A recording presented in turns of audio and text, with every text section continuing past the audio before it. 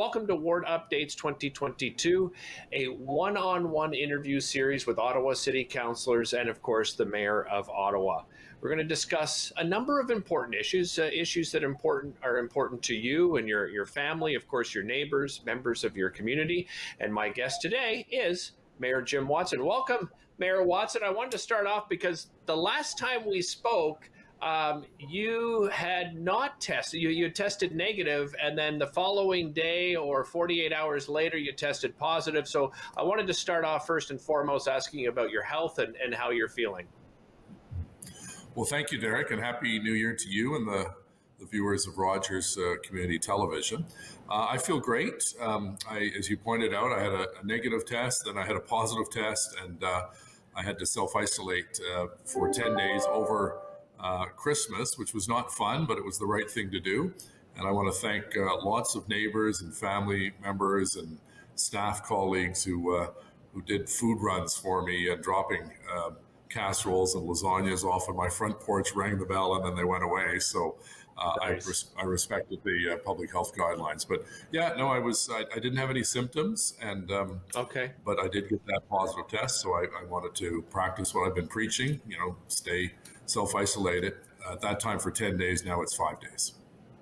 Yeah, and I'll admit to you as well, just around the same time, December 22nd, I tested positive. I actually had quite severe symptoms, flu-like symptoms. I'm 100% recovered, but also had to postpone my holiday and Christmas plans. So I know what you speak of.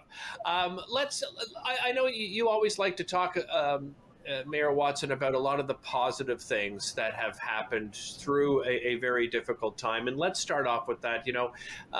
Just looking at this pandemic, and we're almost 2 years through, maybe you could share a positive story to start things off of how you've seen the community come together.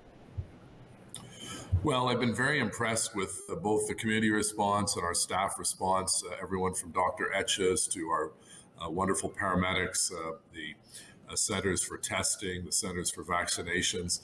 We have the best vaccination rate of any large city in Canada. That's something we should be proud of. And I think we also have the best for young people, I think ages 5 to 12 in the province of Ontario. So I'm very proud of the Team Ottawa approach under the able leadership of, as I mentioned, Dr. Etches, Steve Kanalakis, our city manager, myself and others who have been working really with our professionals on the ground. They have the tough job. We make these decisions and they have to implement them. So I thank the paramedics, I thank the nurses, the hospital staff, the medical staff, the orderlies, all these people who are working to keep our healthcare system moving. And I just did my last State of the City address, and I used a couple of examples of individuals who are helping one another. A pizza owner at Ogilvy Pizza in the East End was concerned about one of his regular customers, and he packaged up, Tylenol and cough syrup for her. And then, his place was broken into, and European Glass came and fixed the window free of charge because he read about this generous pizza owner. And then the pizza owner gave out 50 free pizzas to customers. So it's a cycle story of gratitude and appreciation. And, as I said, we see this time and time again, whether it was the tornadoes, 15,000 people came and made sandbags for the people in Dunrobin and Britannia and Cumberland and Constance Bay, along with the military and our first responders, the fire department, all volunteer, of course, as you know, in rural Ottawa. So I get an opportunity. I get to sit on a pretty wonderful perch and see all of these great stories that have taken place. COVID is still with us, and we still have to continue the fight. But we have some great community leaders, community builders, and I just want to say thank you to them for helping their neighbors and in many instances helping complete strangers. Mayor Watson, let's look at, you're obviously stepping down. You've made that announcement as we get closer to the October 2022 election. What are your goals for these final months in this particular term for you? Well, first and foremost is, of course, continuing dealing with COVID-19. That's the single largest challenge our entire city faces, and it's quite frankly our entire world faces. We can't escape it. We have to fight it with vaccinations and with proper hygiene, washing our hands, wearing a mask, continuing to socially distance, and so on. And people are tired of that. It's like a Groundhog Day listening to that over and over again, but it's the only way our medical and scientific advisors tell us that we're going to beat COVID-19. So it will be all hands on deck as we continue the operations, whether it's in the vaccination centers, the testing centers, working with the schools and the school boards to ensure the schools can stay open in a safe fashion, and continuing to convince people to get their first, second, and booster shots as quickly as possible. That is all consuming, but that has two other elements. There's the business side of things. We got to continue to help the small business community. We're cutting small business taxes by 7.5% this year, thanks to a proposal that we brought forward and council endorsed. These small businesses need us to continue our programs to buy local and support the local businesses in your neighborhood. And then, of course, there's the human needs side, those people who are vulnerable, whether they're living in poverty, homelessness, people in the shelters. How do we continue to help those individuals through this pandemic? Yeah, and Mayor Watson, that was part of your, City of Ottawa address. Your final address was, commitments made as part of that that housing and homeless plan. I think a lot of people feel that, the city really needs to move quicker on this. When you look at that plan, do you believe that we're moving quickly enough? Well, as long as one person is homeless, we're not moving quickly enough. But I can say with some sense of pride that this term of council will have invested more in affordable housing than any other term of council in the City of Ottawa's history. So we have a plan to construct and make available 500 affordable housing units a year over the next 10 years. That would bring in 5,000. If we get additional funding from the federal and provincial governments, we can do even more. So I took part in a mayor's conference call with Premier Ford talking about housing affordability as well as affordable housing. And as you know, we have limited tools in our toolkit to finance these things, although I made a commitment to increase the housing budget by $15 million each year, which we've done. And that's allowed us to bring in about 500 homes a year, as I mentioned, for the next 10 years. Obviously, there are degrees of housing challenges. Some people are living on the streets. Some people are living in shelters. Some are couch surfing with friends. Some are in a very precarious situation that they may not be able to pay their rent. And that's why we have different programs. We have a rent supplement program that allows people to stay in their home. We have new builds. We have renovations to some of our properties through Ottawa Community Housing that has over 16,000 apartments and homes that help people find affordable housing. So a lot more to do. There's no question about that, but proud of the fact that we have set a record this year. And my hope is the new council will continue to be as aggressive as we have in the years ahead to keep up with that plan and do even better. One thing I think we're all grateful for here in the City of Ottawa is our waterways, and I know that you, council, have made a commitment to the Ottawa River Action Plan. I'd like you to touch on that, and what further action do you think is necessary within that plan? Yeah, it's a comprehensive plan, and all of the pieces of that plan have been put in place now. And what it's done is it's limited the number of outflows of pollution into the Ottawa River. In the past, what happened, Derek, was when there was a heavy rainfall, the water that would come from the street on those catch basins that you see all over the streets, all of that water would flow right into the Ottawa River because there was too much water after a heavy rainfall that closed beaches for the treatment plant to treat it. So you'd see things like everything from dog feces to oil to windshield washer fluid. All of that would go back into the Ottawa River after heavy rainfall with no treatment. What we've done is we've built these underground storage tunnels, really. And when there's a serious rainfall, that water goes into these tunnels, stays there, settles down, and then when there's capacity at the treatment plant, is pumped into the treatment plant at Britannia, and then the water goes out clean and ready to use, whether you're going fishing or swimming. And of course, that's the source of our drinking water. And we've had now, I think, for the last 7 or 8 years, the best quality drinking water in all of Ontario, which we're really proud of. So Ottawa River Action Plan is an important plan that was funded by all three orders of government.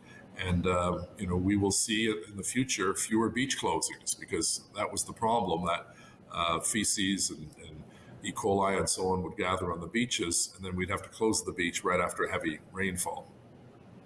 Yeah, and I think that's what so many people are looking for, right? Just having that confidence that they, know that on any given day they can eventually go and enjoy the beach without having to wait and see if they can. And certainly looking forward to that day. Another, part of your State of the City address was you also touched on Lansdowne. Of course, an incredible transformation down at Lansdowne, and agree or disagree with the final plans, that something has finally been done. There's also the necessity to renew the arena, and the question is going to be asked, Mayor Watson, is who is going to be responsible for funding that renewal? Yeah, we did Lansdowne really in two phases. The first was what you see, and that, as you remember, Derek, prior to that, Lansdowne was really acres upon acres of cruddy old asphalt, rundown buildings. The south side stands were condemned. You couldn't get into the horticulture building or the Aberdeen Pavilion. I think there were like 5,000 pigeons living in there. It was a real mess, quite frankly. And what we've done is we've revitalized it, put the parking underground, created massive amounts of green space, trees. There's an apple orchard at Lansdowne, a community garden, a skateboard park, a children's play area, a splash pad, a splash fountain, and lots of businesses, restaurants and shops, and there are even two schools on site at Lansdowne. So that it's worked out well. Obviously, Lansdowne, like every business sector in the city and the province, has had challenges because, of course, most of their lines of business were shut down: sporting events, restaurants. But my hope is that we will start to see people coming back to the Red Blacks, to the Atletico, to the 67s, and the Blackjacks basketball team, and start to see those patios up and running in the spring. And we have to now go to the next phase. We need to replace the north side stands, as we did with the south side. And of course, to do that, you've got to also replace the arena. So we're working with OSEG. Those are our assets, so we have to ultimately take care of them. But we believe that there's an opportunity for us to, through ticket surcharges and through air rights that can be sold for additional housing, get the private sector through those dollars to pay for that, so it would be a minimal cost to the taxpayers. But at the end of the day, the 67s are very popular. That arena gets a lot of use. We want to make sure that we continue to have football here. The CFL, they did a remarkable job over their first couple of years, winning the Grey Cup, hosting the Grey Cup in 2017. And I'm really excited about the next stage. I think most objective people would look at Lansdowne today and say, wow, what an improvement over what was there before, which was basically, as I said, torn up asphalt, virtually no trees, no grass at all. And we've really breathed new life into that important asset in our city. Well, let's stay on Lansdowne for a moment, because one of the announcements you also made in the State of the City address was the return of the Ottawa exhibition. The return, I think, it brings back memories for me. I remember my dad, grew up in the glebe and describing, what it was like for him when he was young. Can you speak on the return of the X, the reason behind that, and what would it look like now? Well, I think I should have been clear, because a number of people think we're bringing the X back. We're actually going to have an old-fashioned carnival for one day. We're going to celebrate. Okay. We're celebrating. I'm glad I asked, because a few people approached me and said, well, you better ask him about this, because we heard it, as part of the announcement. All right, so go ahead. This is a good opportunity for you to explain. It's going to be an old-fashioned carnival where we bring in some of the old antique Ferris wheels and merry-go-rounds and old military vehicles, because that was where the troops gathered in the Boer War and World War I and World War II before they went off and fought. We want to have an agricultural component as a celebration of the exhibition's roots, which was an agricultural fair. And it's really a way to bring closure to the fact that the X is no longer at Lansdowne. You know, the CCEA, the Super X people, have some funds left over in their reserve fund, and they like to put a plaque up to commemorate this was where the X was held for over 100 years. And at the same time, July 2nd is the 30th anniversary of the vote on council to save the Aberdeen Pavilion. I worked with councillors Peter Hume and Joan O'Neill on that project for many, many months, and we managed to save the building because the previous council had voted to tear it down, to demolish it. So this is a chance for people to sort of relive an old-fashioned carnival with food kiosks, and you know, maybe we'll get the Bytown Fire Department to show some of their wonderful old fire engines, as well as some old carnival rides, and just for people to have a good time and remember what an important building that was. It's where the Senators won Stanley Cup in 1904. Yeah. It's where the you know, Mackenzie King and John Diefenbaker were chosen as their respective party leaders in that building many decades ago. And of course, the military connection and the agricultural connection. So pull it all together and have an old-fashioned carnival for one day, not for 2 weeks for Super X, because there's just not the space. We wouldn't have the space on, you know, because we had Super X at Lansdowne before because it was all asphalt. Well, now it's all grass and green space. We don't want the rides, you know, tearing up the grass and everything. That's making much more sense to me now. Another thing that has come up recently is this introduction of a vacant unit tax. And for those people who aren't familiar, I wonder if you could describe that for us and what you hope to accomplish with that tax. Yeah, we estimate, Derek, there are thousands of units, whether it's a house or apartment or condo, that are vacant and have remained vacant for a long time. And we need to put some incentive in those owners to rent those properties out, because that will help ease some of the pressures for affordable housing if we get more stock available. They do this in Vancouver. Toronto's is going down the same route. We approved it in principle, and we'll have a report coming back in March at our finance committee with the details. And it's really acting as an incentive for people to save a lot of money by renting out the building or renting out the apartment or renting out the house, as opposed to allowing it to sit there vacant for, in some instances, years. I want to talk about LRT, the public inquiry into stage 1 of Ottawa's light rail system. It's launched its website. It's now inviting people to apply, to participate in this. What do you expect and hope to get from this inquiry? What do you see the results? What do you think the results of the inquiry are going to look like? Hard to tell, but you know, obviously, if they have some very good suggestions and ideas on a go-forward basis, how we can improve the procurement system. This all boils down to the fact that there have been a series of frustrations and disappointments on the part of Alstom, the train manufacturer, and RTM and RTG, who operate the train. And it really, you know, the catalyst was that train derailment in September, I believe, or September, sorry. So, you know, we can't fix that. We have certainly turned the corner. We've had 99% on-time service with LRT since we reinstated the service back in November.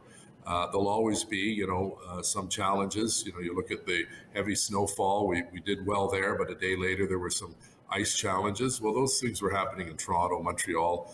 You know, when you get these terrible freezing temperatures. But I'm still very confident that we have a very good system. It's had more than its fair challenges as a startup over the last 2 years. And if the Commission can bring forward suggestions on how we can improve procurement, because we're going to start doing procurement at some point for Phase 3, which will bring it out to Canada, Stittsville, and Barrhaven. We're already in the midst of dealing with Phase 2, and you see the construction all over the city in the south end, the east end, and the west end. Let's stick with public transportation, because in your State of the City address, you also touched on some new initiatives with OC Transpo, Paratranspo being one of them. And then, of course, there was another with clients of emergencies that are in emergency shelters. Share with us that so that viewers get a bit of a perspective on those new initiatives. Yeah, we're going to provide upwards of 3,000 passes, bus passes, for those people living in shelters. In many instances, they're trying to get jobs and they need to go and apply, and they don't have any money. So if we can provide them with a bus pass or bus tickets to those people living in the shelters, to allow them to have some freedom of mobility, and to perhaps go and do medical appointments, or go and visit family or friends, or go and apply for a job. This takes away one of the barricades for people who just don't have any money to pay for a bus pass.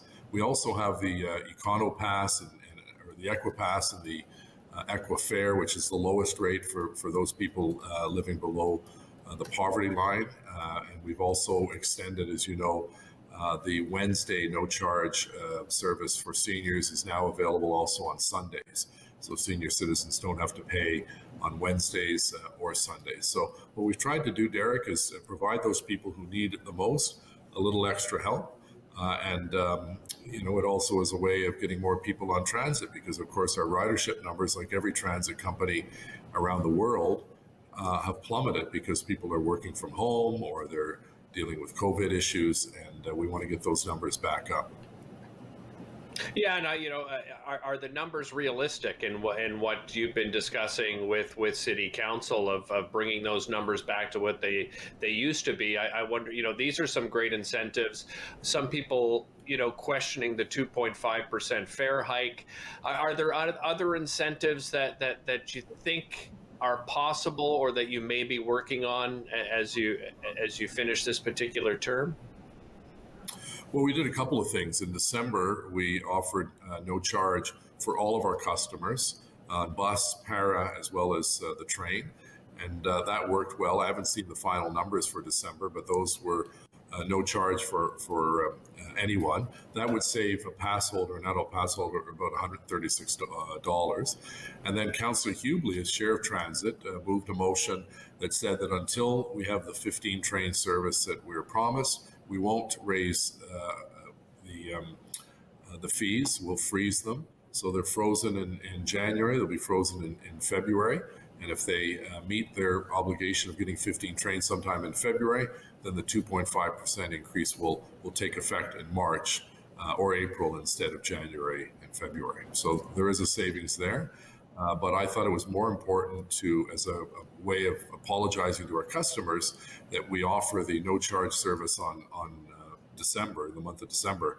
And that saved $136 versus a freeze would save about $12 for people. So I think $136 savings is better than a $12 savings. Yeah, certainly, and I think it's a pretty fluid situation. So, as you said, moving forward, we'll see how things look.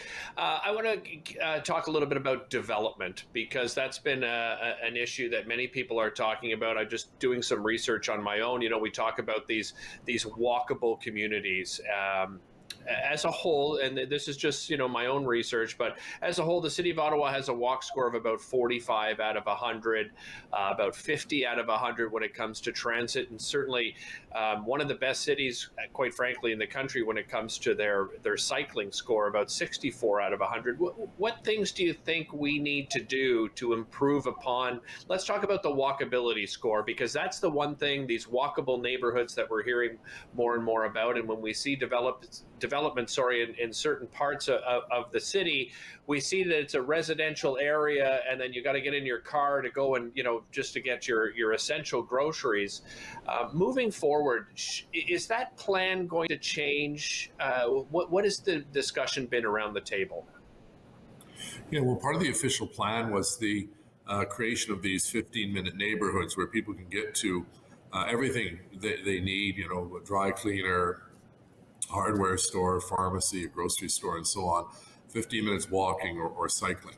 And we have great 15-minute neighborhoods already in the older parts of the city: Montreal Road and Vanier, New Edinburgh, the Glebe, Old Ottawa South, Hintonburg, Wellington West, Westboro. Those are really walkable communities where you have a very healthy residential community and an equally healthy Main Street that people can go and do their shopping, and they don't necessarily have to have a car.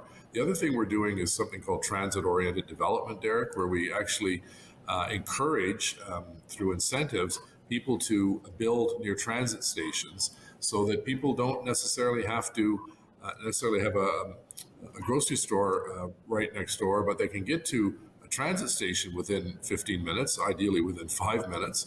You look at Blair Station in the East End, 2 big apartment towers have already gone up. People there don't need a car. They can just walk literally 4 minutes to Blair Station and hop on the train, and they could be at the Rideau Centre or Saint Laurent or any place in between.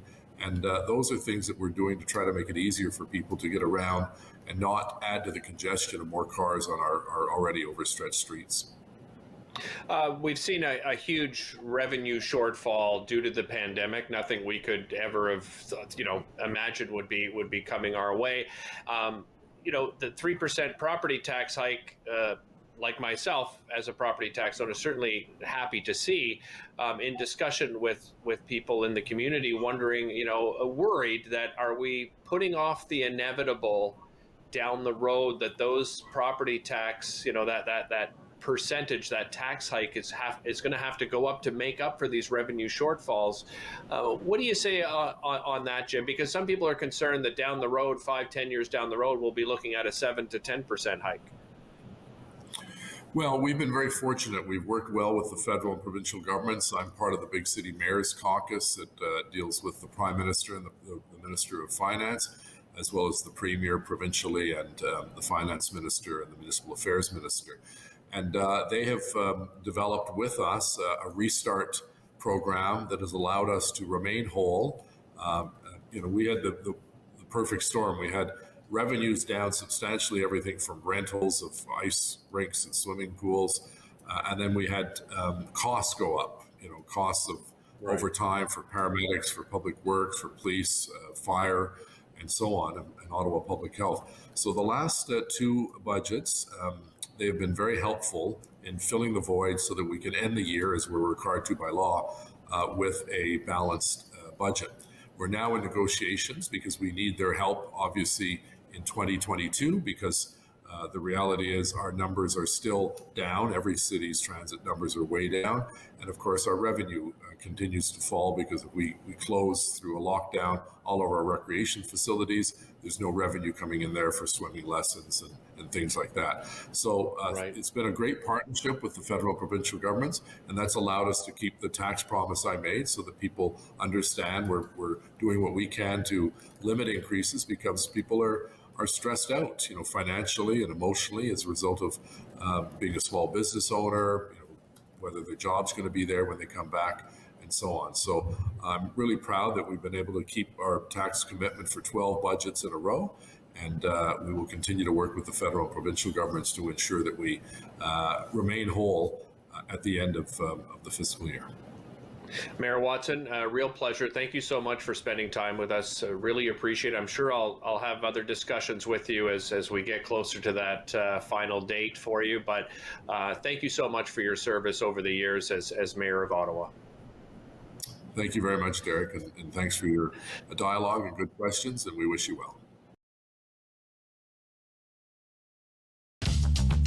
This program is brought to you by Ignite TV. Now you're in command. Visit Rogers.com for more details.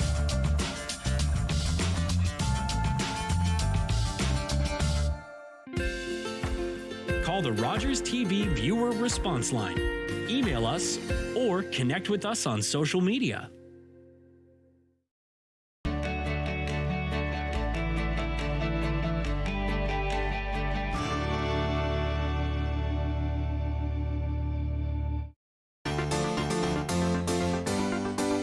Venus and Serena gonna shake up this world. I think you might just have the next Michael Jordan. Oh no, brother man. I got me the next too. Hey, how can I help you? It's me, Sophie. There's people in the house. Just stay calm. We need to get you to the basement and wait for the cops. Is there anything in my way? Wait, Sophie, wait!